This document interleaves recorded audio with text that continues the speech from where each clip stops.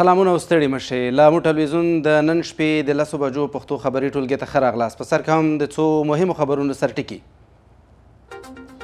پر طالبانو د منځنۍ اسیا او اروپایي هیوادونو ټینګار، د بشر حقونو ته ژمنتیا ښکارا او ټول ګډون حکومت جوړ کړی.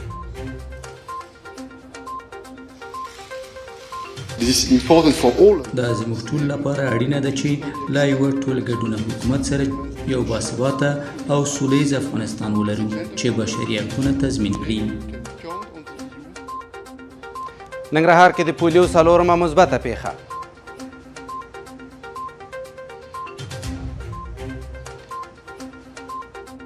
هرات ولایت کې پر ښځو د طالبانو نوي بندیزونه.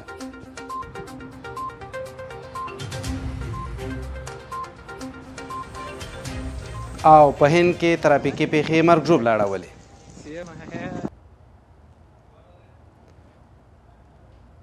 بشپړ خبرونو ته ستړي مشئ. نن د جون 3 او د جوزا 14 ده. زه لطیف احساس یم. په افغانستان کې د ټولګډون حکومت او بشري حقونو ته پر ژمنتیا د منځنۍ اسیا هیوادونو ټینګار. د منځنۍ اسیا هیوادونو مشرانو او د اروپایي شورا مشر چارلز میشل د جمعې په ورځ په قرغیزستان کې له یوې غونډې وروسته د افغانستان د وضعیت په خرابېدو اندېښنه څرګنده کړې ده. په یوه ګډه اعلامیه کې چې له دغې ناستې وروسته خپره شوې، د منځنۍ اسیا او اروپایي هیوادونو مشرانو ټینګار کړی چې یو سوله ییز او باثباته افغانستان د سیمې او نړۍ په ګټه دی. بشپړ جزئیات په ریپورټ کې. د منځنۍ اسیا هیوادونو مشرانو او د اروپایي شورا مشر چارلز میشل د جمعې په ورځ د قرغیزستان په چولپونتای کې له یوې غونډې وروسته د افغانستان د وضعیت په خرابېدو اندېښنه څرګنده کړه او په هیواد کې د بشري حقونو د درناوي په اهمیت ټینګار وکړ. په یوه ګډه اعلامیه کې چې له دې غونډې وروسته خپره شوې، د منځنۍ اسیا هیوادونو مشرانو او اروپایي شورا مشر ټینګار کړی چې یو سوله ییز او باثباته افغانستان د سیمې او نړۍ په ګټه دی.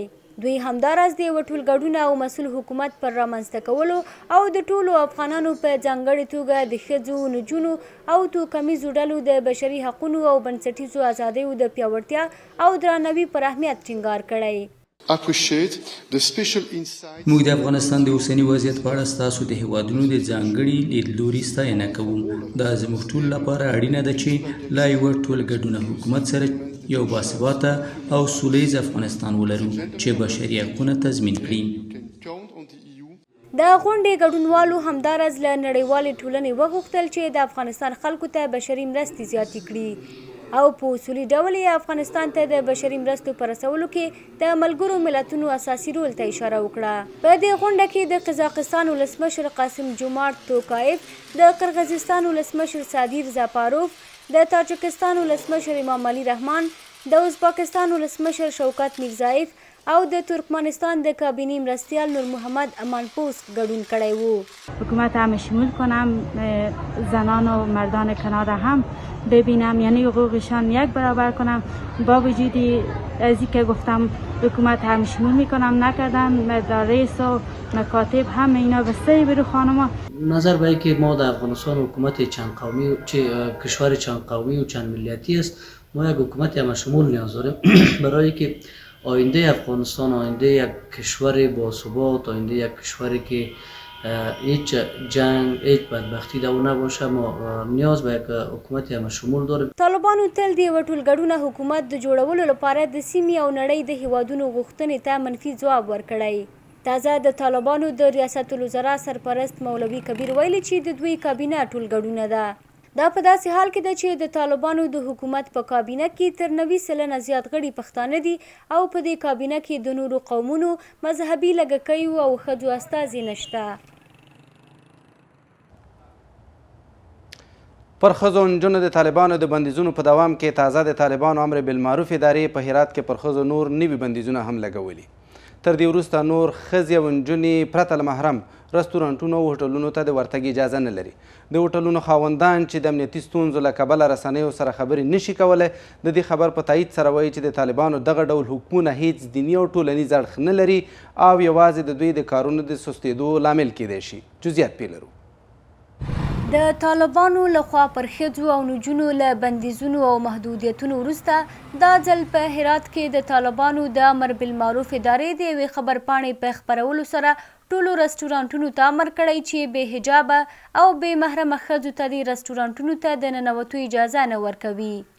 بعضی جاها زنهای بی‌بندوبار به هتل میآید، هتلچی بازاب میکنه، اینجا جوانان به دنبالش میآید، اینجا مشکلات ایجاد میکنه، مردم تلفن میکنه که اینجا زنی بی‌بندوبار بیامده، از او غرض از امی که بی محرم نباشه، همونطور زنها هستند.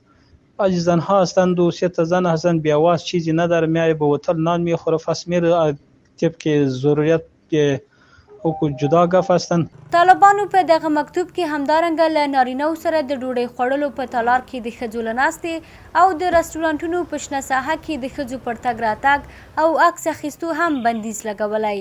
طالبانو یو ځل بیا ټینګار کړی چې د موسیقۍ له غږولو دې هم ډډه وشي. در کجای اسلام گفته شده که زنان اجازه تفریح گشت و گذار در پارک‌ها و چمن‌های سبز را نداشته باشند؟ این کار طالبان خلاف تمام احکام اسلام است. خلاصه افغانستان را طالبان زنستیز تبدیل کردن به جهنم و زندان برای زنان افغانستان. این عمل را ما زنان افغانستان محکوم میکنیم. په همدې حال کې په هرات کې د رستورانټونو یو شمېر خاوندان چې په امنیتي لاملونو یې له خبرو کولو ډډه وکړه د دغه خبرتیا په تایید سره وایي چې د طالبانو دا فرمانونه هیڅ دیني او ټولنیزه توجیه نه لري او د دوی د کار د سستېدو لامل کیږي. طالبانو واک ته له رسېدو راهیسې د ښځو ژوند سخت محدود کړی. د طالبانو په واکمنۍ کې ښځې او نجونې له 6م ټولګي پورته ښوونځیو او پوهنتونونو ته د تلو، په نادولتي موسسو او ملګرو ملتونو کې د کار کولو، له محرم پرته د تګ راتګ او د جامو اغوستلو انتخاب له لاسه ورکړی. د هغو نجونو فریادونو ته چې له ښوونځیو بې برخې شوي او د ښځو د حقونو رعایتولو لپاره د نړیوالې ټولنې د فشار په اړه د طالبانو غبرګون تر اوسه یوازې نه دی. ننګرهار کې د پولیو 4مه پیښه ثبت شوې. دا ځل د یاد ولایت په بیسود ولسوالۍ کې د محمد په نوم یو کوچنی ماشوم ګوزن لاعلاجه ناروغۍ نیولی دی. د ماشوم پلار په خبرو کې ویلي دي چې زوی یې د بې پروایۍ او په وخت د واکسین د نه کولو له امله په ګوزن اخته شوی دی. نور جزئیات په ریپورټ کې. د پلار ترڅنګ ناست 4 کلن محمد تازه پر پولیو یا ګوزن ناروغۍ اخته شوی. د محمد کورنۍ د ننګرهار د بیسود ولسوالۍ په سمرخیلو سیمه کې اوسیږي او پلار یې وایي کابو 15 ورځې مخکې یو ناڅاپه د زوی پښو پړسوب پیدا کړ او له ګرځېدو ولوید. مخکې باندې موږ نه پوه شوي او نه دا هغه خو بس یو دم چې موږ ویلو چې یو دم پړسوب ورته ورسېده، پړسوب کې ما پړسوب ورسېد ته خو سبا ته د خپو باندې وغورځېده، بس خپو کار پرېښود. نوموړی وایي د واکسین د نه عملي کولو له امله یې زوی پر ګوزن اخته شوی. چې وی نه کا دغه بغه وخته پورې بس دا بي چې ورور څو وخته پورې دومره به دا به مغاسې ورور بس په خپو باندې شلي او بس ورور به کله به ونه پلار به مونه په عذاب وي، مور به مونه په عذاب وي او کله یې په شا کوي او کله به غورځي. پر ګوزن د اخته ماشوم ورور هم خپل او هم د خپل کوچني ورور راتلونکي ته اندېښمن دی.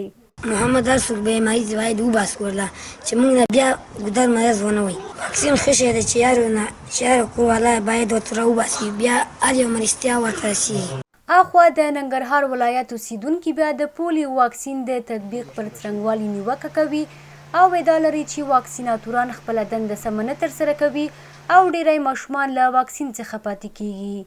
د ګوزن وروستیو پیښو ته په کتو باندې د دغه پیښو یو تر ټولو عمده عامل دا ده چې په لرې پرتو ولسوالیو کې یا په لرې پرتو سیمو کې کمپاینران یا د هغه واکسیناتوران چې په دغه برخه کې کار کوي هغوی خپله دنده په سمه توګه نه ترسره کوي. هڅه مو وکړه چې په دې اړه د طالبانو د روغتیا ریاست نظر هم ترلاسه کړو خو بریالي نه شو. د طالبانو د عامې روغتیا وزارت د دغې نوې بېلګې د ثبتولو پخلی کړی او ویلي دي چې په ګوزن اخته دا ماشوم 4 کلن دی. دغه وزارت خبرداری ورکړی چې په راتلونکي کې دې ته ورته بیلګو احتمال زیات دی.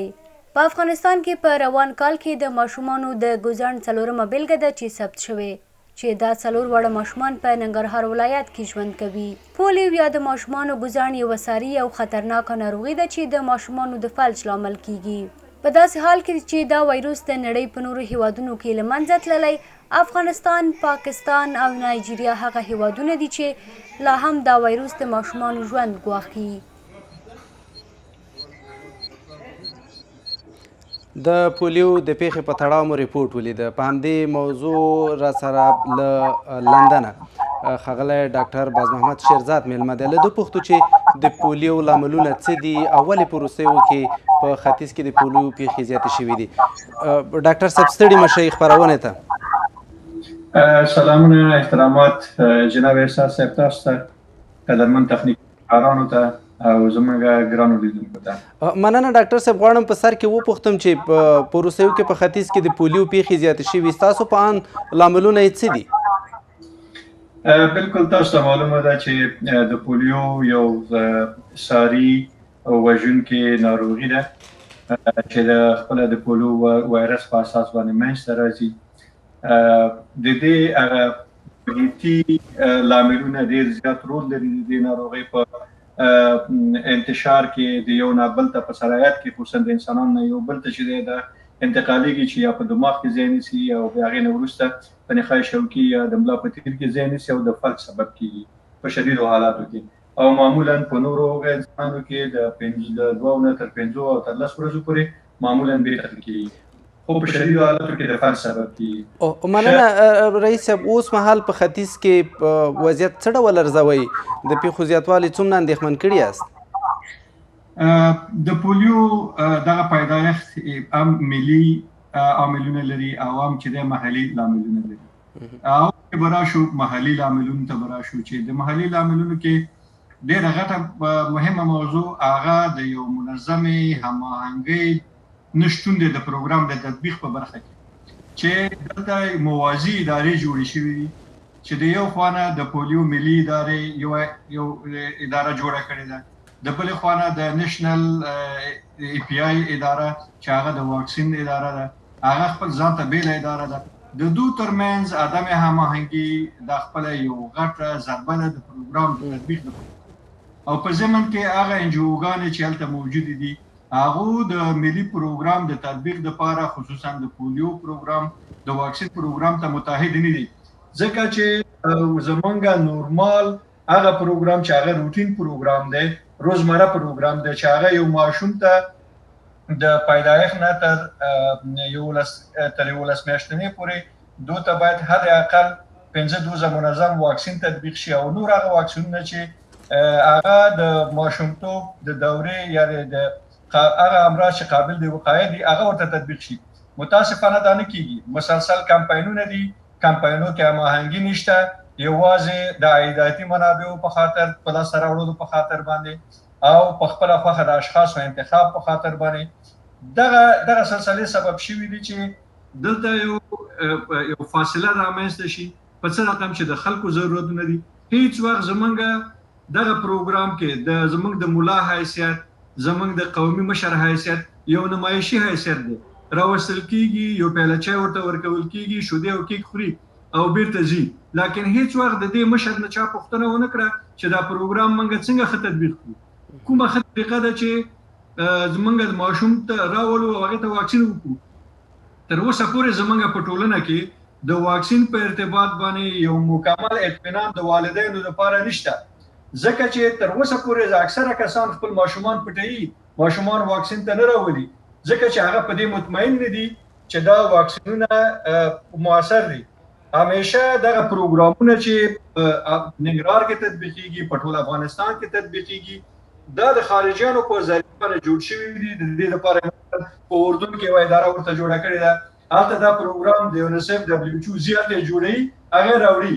دغه خارجیان د افغانستان د خلکو د کلتور نه خبر دي، نه د عنعناتو نه خبر دي، نه د دې نه خبر دي چې څنګه کولی شي چې یو کور ته یو نفر څنګه په اسانۍ سره ورننوځي. زمونږ اکثره خلک دا پروګرامونه مثلا کوچیان دي، د کوچیانو لپاره د شارنو نه یو نفر انتخاب کې عزت الله شته کوچیانو ته پروګرام تطبیق. مننه ډاکټر صاحب تاسو یعنی هدف دا د پروګرام کې د پروګرام د تطبیق په ارتباط منظمه ستراتیژي موجوده نه ده. مننه ډاکټر صاحب تاسو معلومات واقعا په زړه پورې. تاسو 2 نقطو ته اشاره وکړه، یوه دا چې د عامه پوهاوي نشتون دی په دې برخه کې، او د دې ترڅنګ د مسؤلینو هغه ډول چې ښایي په دې برخه کې کار نه دی کړی ستاسې په باور. بالاخره مسؤلیت د چا جوړوي او څه فکر کوئ که وضعیت همدغسې دوام وکړي لا به دغه پیښې څومره ډېرې شي؟ په لنډ ډول. زه فقط 3 نقطو ته اشاره کوم ترڅو چې زمونږ د خلکو باورونه سم نشي، د خلکو عامه آګاهي په منظم شکل باندې جوړه نشي. دغه پروګرام هیڅ وخت خپل کامیابی نه لري. تاسو ول د 13 کالو کې منظم تطبیق کیږي. دویم دا چې یو تعداد زیات اضافي او بېځایه مصارف دي چې د پروګرام باندې کیږي، لکه ماشومان ته پوقانې ورکوي. دغه پوقانې چې د کوم ځای د پروګرام جوړوي دا صرف اضافي مصارف دي، د 2-3 میلیون ډالرو اخیستې ماشومان ته ورکوي. د دې په خاطر باندې تاسو پوهیږئ چې دغه وایرس د غایطه موادو نه پیدا کیږي او په هغې د هغې نه وایرس انتقال کوي. په کوم مکتب کې موږ منظم تشناب لرو، په کومه ولسوالۍ کې موږ منظم تشنابونه لرو. دغه په هر مشاور همدا اوس په لسګونو کس افغانستان ته لاړ د یوې پېښې په خاطر هر یو 2,000 ډالر یوازې سفریه لري. که د یو مشاور پیسې موږ راوالو، موږ کولی شو په هغې باندې 200 تشنابونه جوړ کړو. زموږ مکاتبو ته باید تشنابونه جوړ شي، په محلاتو کې جوړ شي. په ننګرهار او پر نفوسه سیمه ده په ټول ښار کې موږ 2 تشنابونه نه لرو چې خلک د هغې نه استفاده وکړي. زموږ د دې کې د صابون توزیع ورته وکړي. ډېره مننه ډاکټر صاحب، ډېره مننه. د اوبو امکانات ورته برابر کړي. دغه ټول هغه څه دي چې د پیسو بېځایه لګښت دی. د پروګرام د خارجیانو په ذریعه باندې جوړیږي، باید د خلکو په ذریعه باندې دغه پروګرام د تطبیق باندې جوړ شي. مننه ډاکټر صاحب، ستاسو معلومات واقعا ډېر په زړه پورې دي او ډېر جامع معلومات دي. وخت کم دی، هیله ده چې مسؤلینو ستاسې مرکه اورېدلي وي او تر دې وروسته هغه ټکي چې تاسې یاد کړ پرې باندې غور وشي. ستاسې د مرکې نه چوړ ښایي همدا و چې بې پروایي وجود لري په دولتي ادارو کې او همدارنګه څه ډول چې په کار د کمپاینونو وشي نه دي شوي. ډېره مننه کور آباد چې د مو میلمه وئ په خپرونه کې. مننه. اوس هم د خبرونو دوام. مدني فعال موجب زیاد د طالبانو له بند خوشې شو. سرچینې همو ته ویلي چې د طالبانو د مصالحې علي شورا د پخواني مشر عبدالله په منځګړیتوب دغه کس خوشې کړی دی. د سرچینې چې نه غوښتل نوم یې واخیستل شي همو ته ویلي چې ښاغلي ضیا سره په خبرو کې پوهېدلی چې د طالبانو لخوا د بیا نیول کېدو په اړه اندېښنه لري. طالبانو شاوخوا 20 ورځې وړاندې کابل کې مدني فعال موجب ضیا نیولی و. طالبانو په داسې حال کې موجب ضیا له بند خوشې کړی چې د پوهنې د برخې فعال مطیع الله ویسا او د هرات پوهنتون استاد رسول پارسي په ګډون یو شمېر نور مدني فعالان له څو میاشتو راهیسې د طالبانو په بند کې دي. د دغو مدني فعالانو کورنۍ وایي طالبانو دوی ته دا حق نه دی ورکړی چې د مدافع وکیل ته لاسرسی ولري.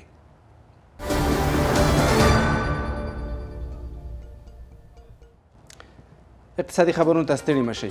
پاکستان غواړي له افغانستان، ایران، روس سره د بارډر یا جنس په جنس سوداګري پیل کړي. د پاکستان د سوداګرۍ وزارت په یو خبرپاڼه کې ویلي چې اسلام آباد د یادې سوداګرۍ د عملي کولو لپاره ځانګړی حکم صادر کړی دی. رویټرز خبر ورکړی چې د پاکستان بارتر سوداګري کې د تیلو او ګاز هم شامل دي.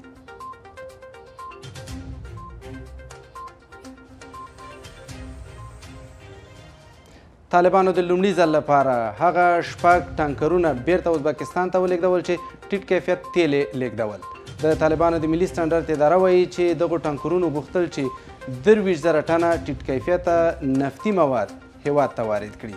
تر دې وړاندې هم طالبانو څو ځلې له ایران هم د ټیټ کیفیته تیل لرونکو ټیلرو موټرو مخنیوی کړی دی. د سعودي عربستان پاچا سلمان بن عبدالعزیز په افغانستان کې له 350 کورنیو سره د خوراکي توکو مرسته وکړه. رسنیو لیکلي چې په دې مرسته کې د کندهار ولایت کې یتیمان، کونډې او اړمن خلک برخه لري. د سعودي رسنۍ وایي چې دغه مرستې د سعودي عربستان د هغو هڅو یوه برخه ده چې د افغانستان په ټولو ښارونو او ولایتونو کې د سیلاب ځپلو له امله زیانمن شویو خلکو ته ورکول کیږي.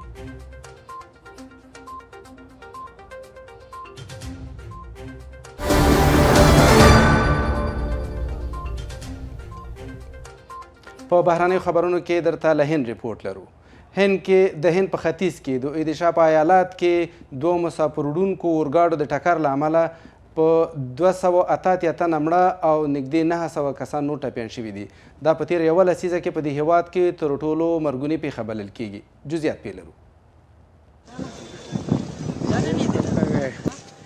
د هند په ختیځ اودیشا ایالت کې د 2 مسافر وړونکو اورګاډیو د ټکر په پایله کې 288 تنه مړه او 900 نور ټپیان شول. دا په تیره یوه لسیزه کې په دې هیواد کې تر ټولو مرګونې پیښه بلل شوې.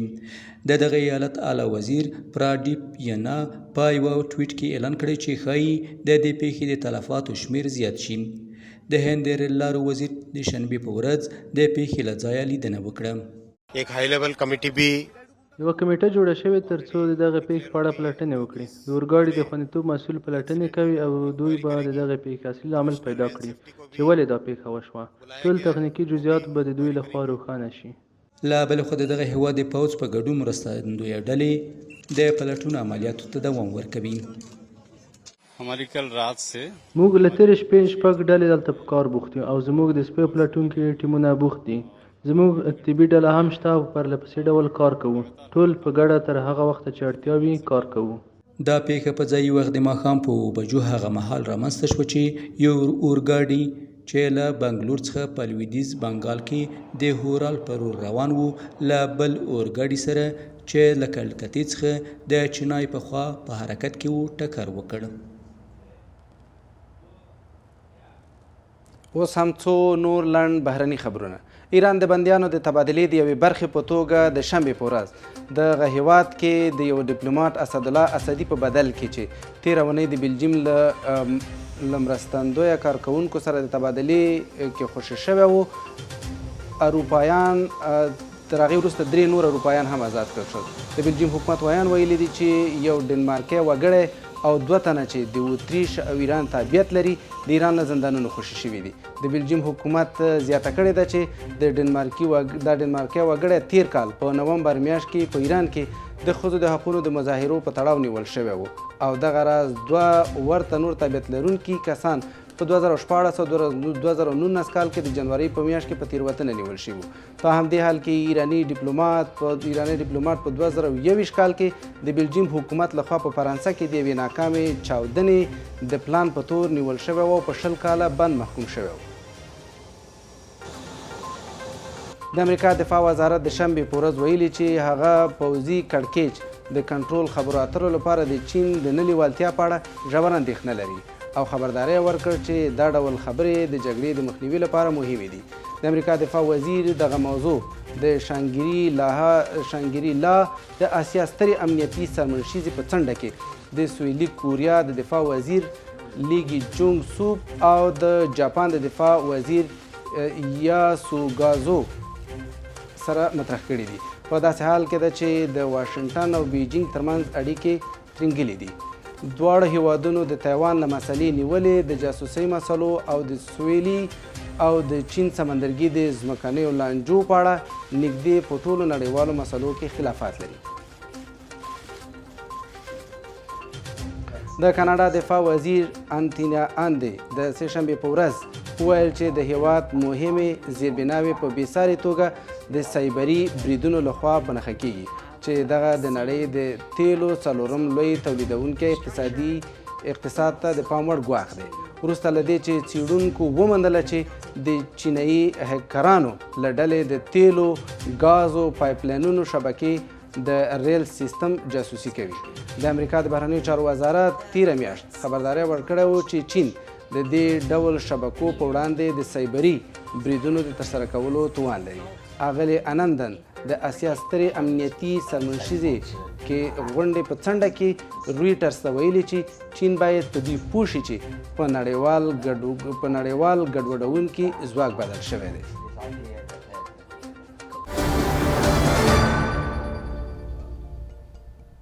اوس هم د لوبو له ډګر څو لنډ خبرونه. د فیفا د ښځو د نړیوال جام پرانیسته چې تر راتلونکو 50 ورځو پیلیږي د شنبې په ورځ د نیوزیلند د اکلند په ایډن پارک کې د پرانیستو لوبو په ځای کې وشوه. ټاکل شوي د ښځو د فوټبال نړیوال جام د جولای له 20 د اګست تر 20 د استرالیا او نیوزیلند په ګډ کوربتوب ترسره شي. د فوټبال جام ایکلند ته له رسیدو مخکې 22 ګډون کوونکو هیوادونو ته وړل شوی و. د امریکا د ښځینه فوټبال ملي لوبډلې پخوانی ګول ساتونکي او د نړیوال جام ګټونکي بریانا سکوري د جام پرانیسته وکړه او د لوبو له تنظیم کوونکو سره یې عکسونه واخیستل. دا جام په 1998 کال کې ډیزاین شوی او په سرو زرو پوښل شویو برونزو او صیقل شویو المونیمو څخه جوړ شوی. وزن یې 4.6 کیلوګرامه او لوړوالی یې 40 سانتي متره دی. د فرانسې د لیګ لومړي کلب پیرس سن جرمن اعلان کړی چې هسپانوي مدافع سرخیو راموس دا کلب پرېږدي. دغه 22 کلن لوبغاړی د 2021 او 22 فصلونو د مخه په وړیا ډول د پرنس پارک سره یوځای شوی و. هغه د خپل تړون له غځېدو وروسته له ریال ماډریډ سره هوکړې ته ونه رسید. راموس د پیرس سن جرمن کلب سره په خپلو 2 فصلونو کې د لومړي لیګ 2 اتلولۍ او د فرانسې سوپر کپ ګټلی دی. د نړۍ لومړي نمبر ټینس لوبغاړي کارلوس الکراز د جمعې په ورځ د فرانسې ټینس آزادو سیالیو کې کاناډایي ډینس شاپولاف ته 1/4 4/4 او 2/4 ماتې ورکړه. الکراز په دې بریا سره وتوانید چې د فرانسې ټینس آزادو سیالیو 4م پړاو ته لار پیدا کړي. ټاکل شوی هغه په راتلونکي لوبه کې د نړۍ 18 نمبر لوبغاړي ایټالوي لورنزو موزیتي سره مخامخ شي. درنو لیدونکو مننه له دې چې تر دې د ملامو ټلویزیون سره وئ. د نن شپې پښتو خبري ټولګه مو هم دومره وه. له خپلو ټولو همکارانو په مننې تر بیا مو په لوی او بخونکي خدای سپارم. هر چیرې چې یاست ښه وخت. د خدای په امان.